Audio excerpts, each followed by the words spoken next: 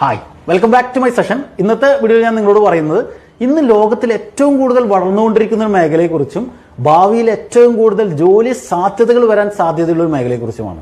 അപ്പോൾ നമ്മുടെ ഇന്നത്തെ ടോപ്പിക് എന്ന് പറയുന്നത് ഹോസ്പിറ്റൽ അഡ്മിനിസ്ട്രേഷൻ ആണ്.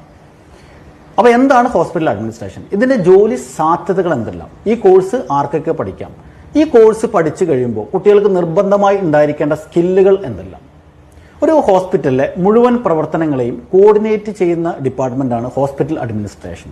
ഈ ഒരു ഹോസ്പിറ്റൽ അഡ്മിനിസ്ട്രേഷൻ ഡിപ്പാർട്ട്മെന്റിനെ ലീഡ് ചെയ്യുന്നത് ഹോസ്പിറ്റൽ അഡ്മിനിസ്ട്രേറ്ററാണ്. ഹോസ്പിറ്റലിനെ മെയിനായി നമുക്ക് രണ്ടായി തരംതിരിക്കാം: medical department and non medical department. ഒരു ഹോസ്പിറ്റലിലെ മെഡിക്കൽ ഏരിയയുമായി ബന്ധപ്പെട്ട് വരുന്ന ഡിപ്പാർട്ട്മെന്റാണ് മെഡിക്കൽ ഡിപ്പാർട്ട്മെന്റ്. മെഡിക്കൽ ഡിപ്പാർട്ട്മെന്റിൽ വരുന്ന പ്രധാനപ്പെട്ട ഡിപ്പാർട്ട്മെന്റുകളാണ് clinical department, pharmacy, nursing, laboratory service, x-ray service, etcetera. അതുപോലെ തന്നെ ഒരു ഹോസ്പിറ്റലിലെ അഡ്മിനിസ്ട്രേഷൻ മാനേജ്മെന്റുമായി ബന്ധപ്പെട്ട് വരുന്ന ഡിപ്പാർട്ട്മെന്റാണ് നോൺ മെഡിക്കൽ ഡിപ്പാർട്ട്മെന്റ്. അപ്പോൾ ഒരു ഹോസ്പിറ്റലിലെ നോൺ മെഡിക്കൽ ഡിപ്പാർട്ട്മെന്റിൽ വരുന്ന പ്രധാനപ്പെട്ട ഡിപ്പാർട്ട്മെന്റുകളാണ് reception, accounts, billing, documentation control, human resource management, public relation, administration department, management, insurance department, etcetera. അപ്പോൾ ഒരു ഹോസ്പിറ്റലിന്റെ വിജയത്തിന് മെഡിക്കൽ ഡിപ്പാർട്ട്മെന്റുകളുടെയും നോൺ മെഡിക്കൽ ഡിപ്പാർട്ട്മെന്റുകളുടെയും കൂട്ടായ പരിശ്രമം അത്യാവശ്യമാണ്. എന്നാൽ മാത്രമേ പേഷ്യൻസിന് മികച്ച രീതിയിലുള്ള സേവനം ഉറപ്പുവരുത്താൻ കഴിയുകയുള്ളൂ. ഇനി ഈ ഒരു കോഴ്സിന്റെ ജോലി സാധ്യതകൾ എന്തെല്ലാം?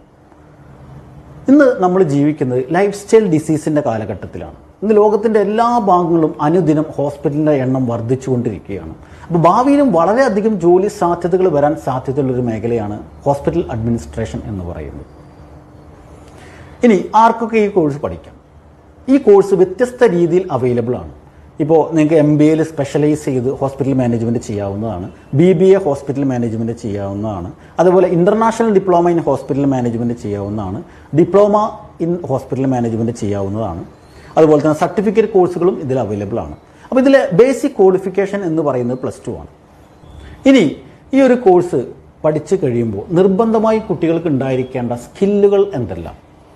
അപ്പോൾ ഈ ഒരു മേഖല എന്ന് പറയുന്നത് ഒരു കുട്ടിയുടെ ഇന്റർപേഴ്സണൽ സ്കില്ലുമായി ബന്ധപ്പെട്ട് കിടക്കുന്ന ഒരു മേഖലയാണ്.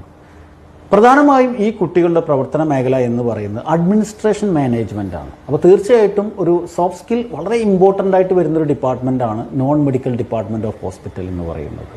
ഈ ഒരു കോഴ്സ് കഴിഞ്ഞ കുട്ടികൾക്ക് നമുക്കറിയാം നോൺ മെഡിക്കൽ ഡിപ്പാർട്ട്മെന്റുകളിലാണ് വർക്ക് ചെയ്യാൻ കഴിയുക. അപ്പോൾ തീർച്ചയായിട്ടും കുട്ടികളുടെ പേഴ്സണാലിറ്റി, അതേപോലെ language proficiency, computer proficiency, presentation skill, ഇങ്ങനെയുള്ള കാര്യങ്ങൾ വളരെ വലിയ ഇമ്പോർട്ടൻസ് ആണ് ഈ മേഖലയിലുള്ളത്.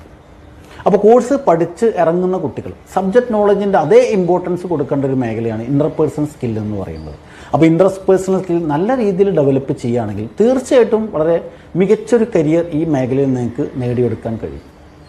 അപ്പോൾ എന്തായാലും ഹോസ്പിറ്റൽ അഡ്മിനിസ്ട്രേഷൻ എന്ന മേഖലയെക്കുറിച്ച് നിങ്ങൾക്ക് മനസ്സിലായിട്ടുണ്ടാകും എന്ന് പ്രതീക്ഷിക്കുന്നു. ഇത്രയും പറഞ്ഞുകൊണ്ട് ഇന്നത്തെ വീഡിയോ ഞാൻ അവസാനിപ്പിക്കുകയാണ്. എല്ലാവർക്കും നന്ദി, നമസ്കാരം.